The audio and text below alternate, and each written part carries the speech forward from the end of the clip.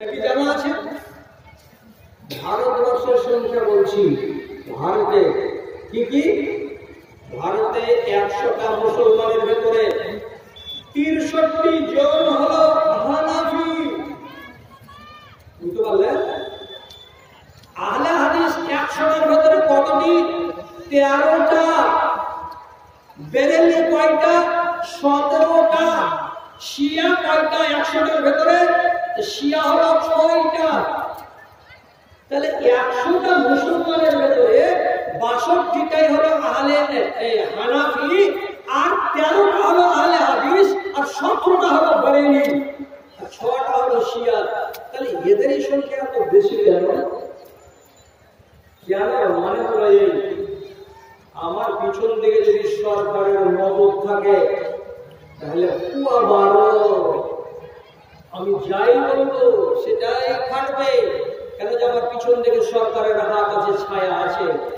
হারুন রশিদ যখন বাদশাহ হলেন, তো হারুন রশিদের প্রধান বিচারপতির নামই হচ্ছে ইমাম আবি ইউসুফ।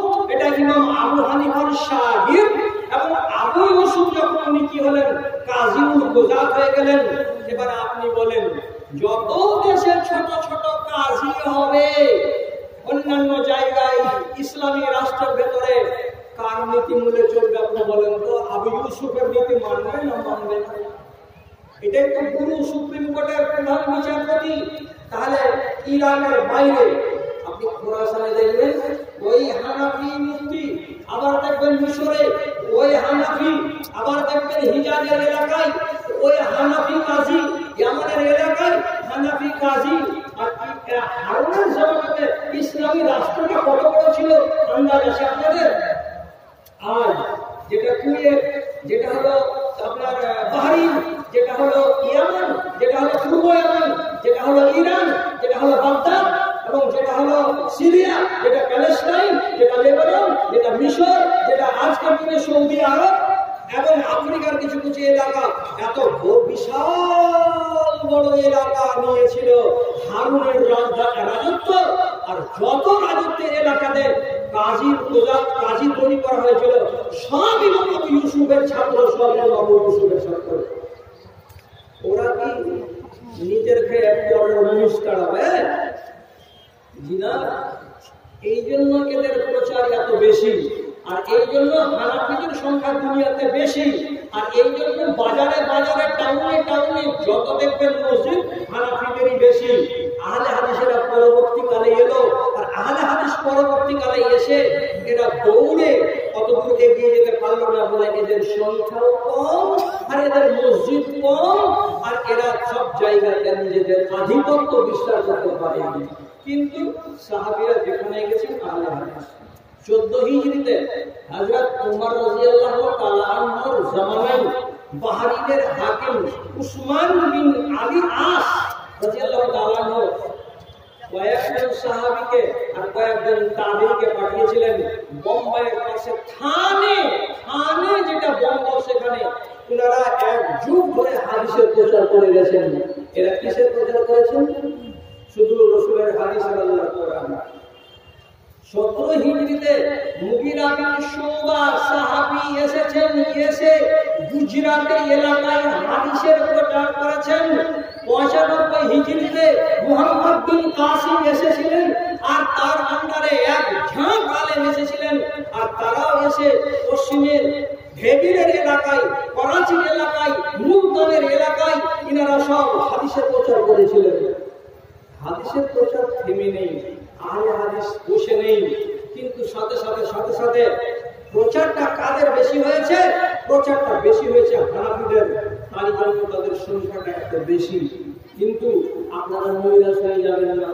এভাবে চলতে ভারতবর্ষের মাটিতে 500 সাল গত হলো। শাহ ওয়ালিউল্লাহ মুহাদ্দিস দেহলেভি বলছেন, ততদিন পর্যন্ত দুনিয়াতে কেউ নিজেকে হানাফি বলার লোক ছিল না, আর মাযহাব ছিল না, আর তাকলিদ ছিল না। এবার 500 বছর গত হওয়ার পর দেশের ভেতরে মাথা চাড়া গেল কি? ওই যে তাকলিদ, আর মাথা চাড়া গেল মাযহাব।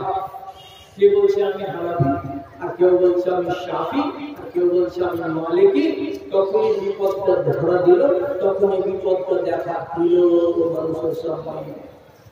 কেমন করে এলো? আল্লাহ ভারতবর্ষের প্রথম যিনি ভারতবর্ষের সংসদের প্রথম শিক্ষামন্ত্রী, তার নাম আবুল কালাম আজাদ। পাকার হানাফির বেটা, ওর বাবার নাম হলো মাওলানা খায়রুদ্দিন। খায়রুদ্দিন মাওলানা ছিলেন মক্কাতে এবং কাবার পাশে, কাবার এলাকায় উনি দাস দিতেন এবং মাঝে মাঝে এটাও জানা যাচ্ছে যে উনি কাবাতে ইমামতিও করেছেন। সেই খায়রুদ্দিন দেখলো যে আমাদের এইখানে কাবার চারিদিকে চারি প্রান্তে 4টা মুসাল্লা, আলাদা আলাদা জামাত হচ্ছে। একটা জামাত ইমাম শাফিকে মাননেওয়ালা, এরা যেমনি 12:15 হচ্ছে জোহরের নামাজ আজান দিয়ে 12:30টায় কায়েম করে দিচ্ছে। আরেকগুলো লোক ওখানে মুসাল্লা কায়েম করেছে, ওখানে হাজার হাজার লোক নামাজ কায়েম করছে। এরা কারা? বলছে এরা আবু হানিফার লোক। ওখানে আরেকগুলো লোক একই টাইমে 4খানা মুসাল্লা কাবার সেহানে চলেছে। তখনই তার মাথাতে জাগলো এই কথা, এই আমাদের দাবিকে আর এই আমাদের বিশ্বাসকে আর এই আমাদের ফিকাহকে আর এই আমাদের আকায়েদকে ভারতবর্ষের মতো বিশাল দুনিয়াতে দেশে নিয়ে যেতে হবে। উনি প্রথম দেওবন্দের এলাকাতে এসে কিছু আলেমকে বুদ্ধি দিলেন, আর বুদ্ধি দেওয়ার ফলস্বরূপ কিছুদিন পর দারুল উলুম দেওবন্দ কায়েম হলো। আর দারুল উলুম দেওবন্দ যেদিন থেকে কায়েম হলো সেই দিন থেকে শুধু হানাফিয়াতের প্রচার আরম্ভ হলো। আর এত প্রচার হলো যে কথাটা মানতে কষ্ট যেন আপনাদেরকে না লাগে, যেগুলো কষ্টের কথা। সেই জামানায় ভারতবর্ষের মাটিতে দারুল উলুম দেওবন্দ যত বড় মাদ্রাসা, এত বড় মাদ্রাসা এই দেশের মাটিতে, ভারতবর্ষের মাটিতে আহলে হাদিসের একটাও ছিল না। আমাদের দেশের শত শত আহলে হাদিসের বাচ্চা, ওর নামের শেষে লেখা থাকতো দেওবন্দি, মৌলানা আবুল কাসিম দেওবন্দি। আপনাদের এই দেশে কি কোনো দেওবন্দি আলেম ছিল না এরকম বড়? অনেক ছিল। কেন বলেন উনি সালাফি? কেন বলেন উনি নিজেকে সানাবিলি? কেন বলেন উনি নিজেকে দেননি? কেন? যে মুসলমানদের কোনো বড় প্রতিষ্ঠান তখন ছিল না। আমাদের মতো এই আহলে হাদিসের বাচ্চারাকে চুপচাপ চুরি করে, রাফায়েদান না করে, বলিনের জায়গায় আমিন না বলে, নিজেকে আহলে হাদিস পরিচয় না দিয়ে লুকিয়ে লুকিয়ে দারুল উলুম দেওবন্দে লেখাপড়া শিখে এই দেশে আসতে হয়েছে। তবুও কিন্তু আহলে হাদিসদের চর্চা বন্ধ হয়নি। শাহ ওয়ালিউল্লাহর মতো নেককার মানুষ পয়দা হলেন 500 বছর পরে। এদিকে এসে উনি কিতাব লিখে দিলেন, আর কিতাব লিখে দিয়ে বললেন, তারপরে কোরআন মাজিদের তরজমা করলেন ফার্সি ভাষায়, আর দিয়ে দেশের লোককে বললেন এই কোরআন কি বলছে ফার্সিতে তরজমা করে দিয়েছি, পড়। আর পড়ার পরে নিজের আক্কেলটাকে সাফ কর। শাহ ওয়ালিউল্লাহ মুহাদ্দিস দেহলভীর 4 বেটা, শাহ রাফিউদ্দিন, শাহ আব্দুল কাদের, শাহ আব্দুল আজিজ, অন্যান্য যতজন ছিলেন, এরা সবাই হাদিসের ধারক, এরা সবাই হাদিসের বাহক।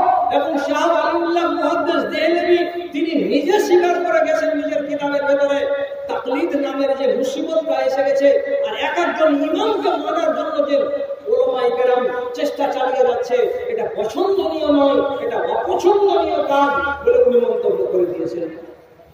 উনার ও তার শাহ ইসমাইল একটা কিতাব লিখলেন ভারতের মাটিতে, তার নাম হলো তাকবিয়াতুল ঈমান। এমন কিতাব লিখলেন যে বাপ রে বাপ, হানাফিদের দাঁত এক দু টানা হলো, আর বেরেলিদের দাঁত একবারে এত টানা হয়ে গেল যে মনে হচ্ছে দাঁতে আর পানি ধরা যাবে না। খেপে উঠলো, এত খেপলো যে চারিদিকে আওয়াজ তুলে দিল, এটা কাফের, এটা কাফের, এটা কাফের। ওরা যত চিৎকার করে তত আমাদের আহলে হাদিসদের সুনাম সুখ্যাতি বাড়তে শুরু করলো। কে লিখেছে? তো শাহ ইসমাইল লিখেছে। কি বই লিখেছে? তাকবিয়াতুল ঈমান লিখেছে। তাকবিয়াতুল ঈমানে কি লিখেছে? তাকলিদ করা হারাম, কবরের কাছে ওসিলা নেওয়া হারাম। তারপরে আরো আরো আরো আরো আকীদার মসলা লিখে ভারতবর্ষের মুসলমানকে উর্দু ভাষাতে লিখে জাগ্রত করে দিলেন। আলহামদুলিল্লাহ আস্তে আস্তে আহলে হাদিসের মাথা চড়া দিতে লাগলো। তারপরে পরে চলে এলেন আল্লাহর এক বান্দা মিয়া নাজির হোসেন সাহেব মুহাদ্দিস দেহলভী। উনি হাদিস পড়াতে লাগলেন। উনার দার্সে এক ঝাঁক হানাফি, উনার দার্সে হাজার হাজার আহলে হাদিস। পড়ে নিলেন হাদিস আর নেওয়ার পরে হানাফির মতো চলে, আহলে হাদিসের মতো চলে।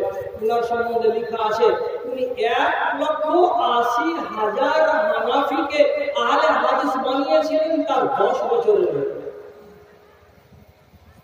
আর আপনারা কার দৌলতে পেয়েছেন? আপনারা পেয়েছেন সৈয়দ আহমদ বেরেলভির দৌলতে। রাজমহল ঘাট দিয়ে নদী উনি কলকাতা যেতেন তাবলীগের কাজে। রাজমহল ঘাটে নামতেন আর নামার পরে উপর দিকে উঠে আসতেন। আর আসার পরে ওই যে গ্রামগুলো আছে দেলালপুর আর এলালপুর আর এইপুর ওইপুর, ওই সমস্ত গ্রামগুলোতে 15 দিন 20 দিন করে তাবলীগের কাজ চালাতেন। আর তারপরে সেখান থেকে আবার রওনা হতেন। মন্ডলজি, যার নাম আপনাদের কাউরি হয়তো জানা আছে কি জানা নেই, এই মন্ডল জিরান ছিলেন ওনাদের ছাত্র এবং ওনারাই এইগুলো প্রচার করেছিলেন। তারই কারণে আহলে হাদিস এই এলাকাতে অনেক বেশি উনারই এটা অবদান। আহলে হাদিস ডুবে যায়নি, মরে যায়নি। হকের মাননেওয়ালা কম হয়, তার জন্য ঘাবড়াবার কিছু নেই। ইমাম শাফি রাহমাতুল্লাহ আলাইহি বলেছেন, তোমাদেরকে আমি একটা কথা বলে যাচ্ছি, আমি শাফি একজন মাওলানা হয়ে আলাইকুম বিআসহাবিল হাদিস ফাইন্নাহুম আকরাবু ইলা সাওয়াব মিন গায়রিহিম। আপনারা যদি কাউরি কথা মানেন শুনেন, তাহলে আহলে হাদিসের কথা শুনেন, কারণ এরাই হকের পন্থী। এবং ইমাম শাফি বলেছেন, আমি যদি জীবনে কোনো একজন আহলে হাদিসকে দেখতে পাই তখন আমার মনটা জুড়িয়ে যায়। আমি মনে মনে বলি, কারণই রায় তো আসহাবুল নবী সাল্লাল্লাহু আলাইহি সাল্লাম, একজন যদি আহলে হাদিসকে দেখি তো আমার মন বলে আমি যেন রাসূলের একজন সাহাবীকে দেখতে পেলাম। সুবহানাল্লাহ। সেই পন্থার ধারক এবং বাহক আমরা আজ কাঙাল হয়ে নেই। ভারতবর্ষের মাটিতে এত আলেম পয়দা হয়েছে, দিনের বেলায় টক্কর নেবে, জোহরের টাইমে টক্কর নেবে, রাতের বেলায় টক্কর নেবে। আমি জোরে হবে না, আসতে হবে, রাফেদান হবে না। যত হানাফি আছে তাদের মগজকে খারাপ করে দিয়েছে কে? দারুল মুহাম্মাদিয়া সালফিয়া। মগজ খারাপ করে দিয়েছে কে? জামিয়া মুহাম্মাদিয়া মালিগাঁও। মগজ খারাপ করে দিয়েছে জামিয়া ইসলামিয়া সালামির। মগজ খারাপ করে দিয়েছে জামিয়া ইবনে তাইমিয়া চম্পারণ। এত বড় বড় আহলে হাদিসের ইদারা হয়েছে, একটা জুয়েল ছেলে পয়দা হচ্ছে এবং এই ছেলেগুলো আজ সঠিক হাদিস আর সঠিক কোরআন মাজিদকে মানুষের সামনে তুলে ধরতে শিখেছে। আর আমরা কাঙাল হয়ে নেই। জানেন, এক একজন হানাফি আলেম যদি তিরমিজি পড়ায়, তাহলে তিরমিজি পড়াতে গেলে রাতের বেলায় চুরি করে তোহফাতুল আহওয়াজিকে মুতালা করে। তোহফাতুল আহওয়াজি কে লিখেছেন? একজন পাকা আহলে হাদিস আলেম, তার নাম হলো মাওলানা আব্দুর রহমান সাহেব। আবু দাউদ যদি পড়ায়, তাহলে আবু দাউদ পড়াতে গেলে রাতের বেলায় চুরি করে আবু দাউদের ব্যাখ্যা করে। আউয়াল মাহমুদ যদি দিনের বেলায় কেউ দেখে তো বলবে, এই তুই হানাফি হয়ে আহলে হাদিসের কিতাব কেন পড়িস? না পড়লে দিন গুজরানো হয় না। কে লিখেছেন তো আহলে হাদিসের আলেম মাওলানা শামসুল হক সাহেব আজিমাবাদী। তোহফাতুল আহওয়াজি আমাদের, আজিমাবাদী, আউয়াল মাহমুদ আমাদের, মিরাতুল ওয়াফাতি আমাদের, বুলুগুল মারামের সেরা ইত্তেহাদুল কিরাম আমাদের। চলেই যাচ্ছে, বন্ধ হয়ে যাবে। তাহলে আপনারা এই আহলে হাদিসের ধারক। এইবার দুটা কথা আপনাদেরকে শুধু বলে দিই। এতদিন আমরা এইভাবেই ছিলাম, আমাদের কোনো সংগঠন ছিল না, কিন্তু ঐক্যবদ্ধভাবে কাজ করার জন্য 1906 সালের 23শে জানুয়ারি বিহারের আরা জেলাতে সংগঠন তৈরি হলো। এই সংগঠনের নাম হলো, এক কথায় অনেক ধারা এবং অধ্যায় পার হওয়ার পরে এই সংগঠনটার নাম হচ্ছে জমিয়তে আহলে হাদিস। এটা হলো কাগজের মধ্য দিয়ে সদস্যপদ গ্রহণ করা এবং দেশে আর গ্রামে মানুষকে জাগ্রত করার একটা সুন্দর কৌশল। সেই জাগ্রত করার কৌশল হিসাবে আজ আপনাদের সামনে এই সভাটা হয়ে গেল জমিয়তে আহলে হাদিস মুনিরামপুরের পক্ষ থেকে। এটা বড় সৌভাগ্যের বিষয়। আপনারা এই যারা কার্কুন আছেন, যারা জিম্মেদার আছেন, তাদেরকে দোয়া দিবেন, ইয়াদ করবেন, স্মরণ করবেন। অবশ্যই তারা যেন বদলা আল্লাহর কাছে পায়। আল্লাহুম্মা আমিন। এরপরে আপনাদের আর দু চারটা কথা বলছি। আমাকে বলা হয়েছিল বিদায়ের কালে আপনি দু চারটা আলেমদের সম্বন্ধে কথা বলবেন, আলেমদের সম্মান মর্যাদা নিয়ে একটু কথা অবশ্যই বলে দিয়ে যাবেন। আপনারা এই এলাকার জালসা শোনালো এত তাড়াহুড়ো কেন করছেন? এখন তো মাত্র 11:30 হয়তো 11:30 রাত হলো। হ্যাঁ, 11টাও তো বাজেনি, তো কমসে কম 11:30 পর্যন্ত এই জায়গাটাতে টিকুন। যারা চলে গেছেন, যেটি আসেন তারা এখানে বসুন একটু। আলেমদের সম্বন্ধে বলতে গেলে প্রথম বাক্য হলো এই, আপনি আপনার বাপের জমির ভাগ পান, আমি আমার বাপের জমির ভাগ পাবো বা পেয়েছি। কিন্তু একটা জিনিস আলেমেরা বেশি পেয়ে রেখেছে, আপনি মাথা ঠুকলে কি পাবেন? পাবেন না। আল্লাহ রাব্বুল আলামিন বলেছেন,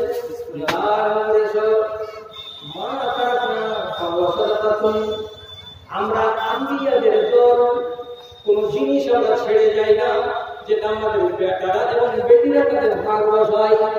বরং আমি নবী মুহাম্মদ মরে যাচ্ছি, মরার পরে আমার কিছু যদি মিরাস পাওয়ার থাকে, সম্পত্তি স্থাবর অস্থাবর, সেগুলো কোনো ছেলে মেয়ে পাবে না। তবে দুনিয়াতে যারা আলেম আছে তারা কি করবে? আমার ওয়ারিশ হবে, আমার সম্পত্তির ভাগ পাবে। কিসের সম্পত্তি? আল্লাহ রাব্বুল আলামিন নবী ছিলেন, তাকে নবুয়তের জ্ঞান দেওয়া হয়েছিল, রিসালাতের দায়িত্ব দেওয়া হয়েছিল। দুনিয়াতে যত আলেম আছে, আল্লাহ পাকের নবীর রিসালাতের ডাইরেক্ট রিসালাত নয়, আল্লাহ পাকের নবীর রিসালাতের এবং যে হিদায়াত নিয়ে এসেছেন, যে শরীয়ত নিয়ে এসেছেন, সেই শরীয়তের আমরা ভাগ পেয়েছি। আমরা হলাম আল্লাহর নবীর ওয়ারিস, আল্লাহ রাসূল সেই সম্পত্তির ভাগীদার হলাম আমরা। এই জন্য কোন আলেমকে জীবনে ছোট করে দেখবেন না। যদি আলেমটা ছোট হয় তো ছোটর মতো করে সম্মান করবেন, যদি আলেমটা বড় হয় তাহলে তার বড় মতো কদর করবেন। আর বিনা কদরে আলেমকে যদি অপমান করেন তাহলে একটাই কথা শুধু বলে যাচ্ছি, আল্লাহ রাসূল বলে দিয়েছেন, লাইসা মিন্না, লাইসা মিন্না, ওই লোকটা আমার উম্মতি নয়, ওই লোকটা আমার উম্মতি থেকে খারিজ হয়ে গেল। যে লোকটা ছোটদের সম্মান করে না এবং যে লোকটা আমার যারা আলেম আছে, আমার দেশে যারা আলেম আছে তাদের হকের যারা বুঝে না, মর্যাদা যারা রক্ষা করে না, তাদেরকে রাসূল বলেছেন, লাইসা মিন্না, এরা আমার লোক নয়। আলেমের মর্যাদা আল্লাহর নজরে কত বেশি এবং আল্লাহ পাকের রাসূলের নজরে কত বেশি যে তিনি এই কথাটা বললেন যে আমার দলের অন্তর্ভুক্ত নয়। যদি আলেমকে কেউ সম্মান না করে, যদি তার অসম্মানী করে, তাহলে তিনি খারিজ করে দিচ্ছেন দল থেকে। বাপ কয় রকমের হয়? দেশের বিদ্যান আলেম বলেছেন বাপ কয় রকমের হয়? যে বাপ 3 রকমের হয়। কি কি 3 রকমের? আপনি ইউহাল্লিদ, এক হলো বাপ হয় কেমন? যে জন্ম দেয়। এই বাপ না হলে আমি জন্ম পেতাম না। বাপ যদি গমার হয় তবুও জন্ম দিতে পারে ছেলেকে। হাজার হাজার বাপ আছে না গমার, ছেলে জন্ম দিয়ে রেখেছেন। এই জন্য তাকে কি বলা হলো? একরকম বাপ হলো এমন শুধু জন্ম দিয়ে ছেড়ে দেয়। আর একগুলো বাপ কেমন? ইউহাদ্দিব, যেই বাপটা তাকে আদব শিখায়, যে বাপটা তাকে জীবন চলার পদ্ধতি শিখায়, যেই বাপটা তাকে কি করে দুনিয়াকে কেমন করে বানাতে হবে, আখিরাতকে কেমন করে বানাতে হবে তার তালিম দেয়। আর একটা বাপ আছে, সেই বাপটা কি করে আপনার জীবনটাকে সুন্দরভাবে গত করার জন্য আপনাকে একটা স্ত্রী দেয়। আর এই স্ত্রী যে লোকটা দেয়, সেই লোকটা এক ধরনের বাপ হয়। আর মুস্তাহিদ আলম একজন বলেছেন, বাপ হলো 3 প্রকারের। যেটা বাপ জন্ম দিয়েছিল, মরে গেলে ওর হিসাব শেষ। বাড়িওয়ালি যদি মরে যায় তো 2 নম্বর বাপের হিসাব শেষ। তোর বেটি ছিল তো শ্বশুর ছিল, তোর বেটি মরে গেল তো এখন তোকে। আর যেই বাপ আপনাকে কি করে আদব দেয়, সেই বাপের অবস্থাটা কি দাঁড়াবে? বলছে এই লোকটা, এই বাপটা কবর পর্যন্তই দাঁড়িয়ে থাকে না। তোমার সারাটা জীবন তোমাকে যে গাইডলাইন দেয়, তুমি যদি একটা চাকরি পেয়ে যাও, তাহলে চাকরি পাওয়ার পেছনে হাত আছে কার? তোমার গুরু আলেমের। তোমার জীবনটা সুখে কেটে গেল। এবার জীবন কেটে যাওয়ার পর তুমি যখন কবরে যাবে, তুমি হিসাব ঠিকঠাক করে দিতে পারবে। কার দৌলতে তুমি জবাব দিতে পারলে কোরআনের, কার দৌলতে জবাব দিতে পারলে তুমি মুনকার নাকিরের। তার একটি মাত্র জবাব হলো এই, আমাকে আমার আলেম গুরু শিক্ষা দিয়েছিলেন, আর সে শিক্ষা অনুযায়ী আমি জবাব দিতে পারলাম। তাহলে যিনি হলেন আপনার আদর দেওয়ার বাপ মানে আলেম, তিনি আপনার জীবনেও থাকবেন, তিনি আপনার মরার পরেও থাকবেন, তিনি আপনার আখিরাত পর্যন্ত আপনার সাথে থাকবেন। এই জন্য দেশওয়ালি বাংলাতে একটা কথা আছে, কথাটা গ্রামের লোকের তৈরি করা, ওই জন্য গ্রামের মতো ভাষাটা কি বলা হয়েছে? বাপ মায়ে মানুষ করে, বাপ মায়ে মানুষ করে, ওস্তাদ দেবে আইনা সামনে যেমন তুলে দিলেন, তুলে দিলেন। সালন যদি রান্না হয় আর নুন যদি দেওয়া না থাকে, দেখা আপনার বাপ সুন্দর হাত পা চোখ নাক কানওয়ালা সাদা সুন্দর বাচ্চার পয়দা করে দিয়েছেন, আর ইয়ার ভেতরে যদি হালালের জ্ঞান, হারামের জ্ঞান, জায়েজের জ্ঞান, না জায়েজের জ্ঞান, নামাজের জ্ঞান, হজের জ্ঞান যদি কিচ্ছু না থাকে, কেমন হলো? আপনি হয়ে গেলেন সুন্দর জ্ঞান। এই জন্য